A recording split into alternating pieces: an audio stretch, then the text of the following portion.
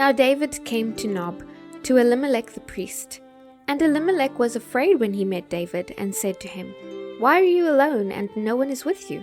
So David said to Ahimelek the priest, "The king has ordered me on some business, and said to me, 'Do not let anyone know anything about the business on which I send you, or what I have commanded you. And I have directed my young men to such and such a place. Now therefore, what have you on hand? Give me 5 loaves of bread in my hand, or whatever can be found.' And the priest answered David and said, 'There is no common bread on hand, but there is holy bread, if the young men have at least kept themselves from women.' Then David answered the priest and said to him, 'Truly women have been kept from us about 3 days since I came out, and the vessels of the young men are holy, and the bread is in effect common, even though it was consecrated in the vessel this day.' So the priests gave him holy bread, for there was no bread there but the showbread which had been taken from before the Lord, in order to put hot bread in its place on the day when it was taken away. Now a certain man of the servants of Saul was there that day, detained before the Lord, and his name was Dug, an Edomite, the chief of the herdsmen who belonged to Saul. And David said to Ahimelek, 'Is there not here on hand a spear or sword? For I have brought neither my sword nor my weapons with me, because the king's business required haste.' So the priest said, 'The sword of Goliath the Philistine, whom you killed in the valley of Elah, there it is, wrapped in a cloth behind the ephod. If you will take that, take it, for there is no other except that one here.' And David said, 'There is none like it. Give it to me.' Then David arose and fled that day from before Saul, and went to Achish, the king of Gath. And the servants of Achish said to him, 'Is this not David the king of the land? Did they not sing of him to one another in dances, saying, Saul has slain his thousands, and David his 10,000s? Now David took these words to heart, and was very much afraid of Achish the king of Gath. So he changed his behavior before them, pretended madness in their hands, scratched on the doors of the gate, and let his saliva fall down on his beard. Then Achish said to his servants, 'Look, you see the man is insane. Why have you brought him to me? Have I need of a madman, that you have brought this fellow to play the madman in my presence? Shall this fellow come into my house?' David therefore departed from there and escaped to the cave of Adullam. So when his brothers and all his father's house heard it, they went down there to him. And everyone who was in distress, everyone who was in debt, and everyone who was discontented gathered to him.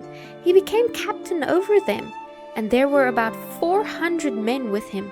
Then David went from there to Mizpah of Moab, and he said to the king of Moab, 'Please let my father and mother come here with you, till I know what God will do for me.'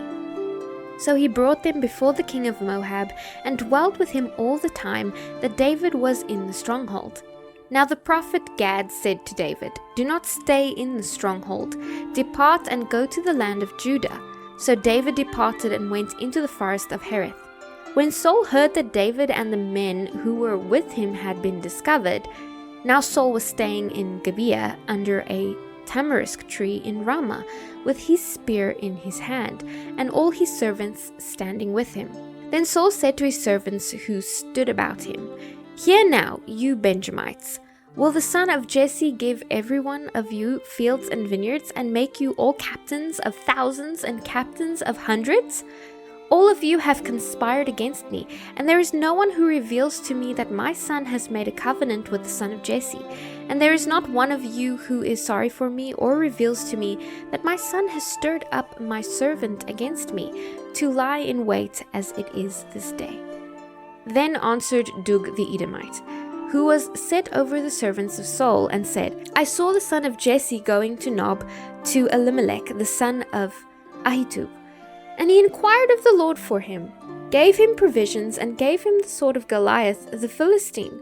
So the king sent to call Ahimelek the priest, the son of Ahitub, and all his father's house, the priests who were in Nob. And they all came to the king, and Saul said, "Hear now, son of Ahitub." He answered, "Here I am, my lord." Then Saul said to him, "Why have you conspired against me, you and the son of Jesse, in that you have given him bread and a sword, and have inquired of God for him, that he should rise against me to lie in wait, as it is this day?" So Ahimelek answered the king and said, "And who among all your servants is as faithful as David, who is the king's son-in-law, who goes at your bidding and is honorable in your house? Did I then begin to inquire of God for him? Far be it from me. Let not the king impute anything to his servant, or to any in the house of my father, for your servant knew nothing of all this, little or much." And the king said, "You shall surely die, Ahimelek, you and all your father's house." The king said to the guards who stood about him, "Turn and kill the priests of the Lord, because their hand also is with David, and because they knew when he fled and did not tell it to me." But the servants of the king would not lift their hands to strike the priests of the Lord. And the king said to Dug, "You turn and kill the priests." So Dug the Edomite turned and struck the priests, and killed on that day 85 men who wore a linen ephod. Also Nob, the city of the priests, he struck with the edge of the sword, both men and women, children and nursing infants, oxen and donkeys and sheep, with the edge of the sword. Now one of the sons of Ahimelek, the son of Ahitub, named Abiathar, escaped and fled after David. And Abiathar told David that Saul had killed the Lord's priests. So David said to Abiathar, "I knew that day, when Dug the Edomite was there, that he would surely tell Saul, 'I have caused the death of all the persons of your father's house.' Stay with me, do not fear, for he who seeks my life seeks your life.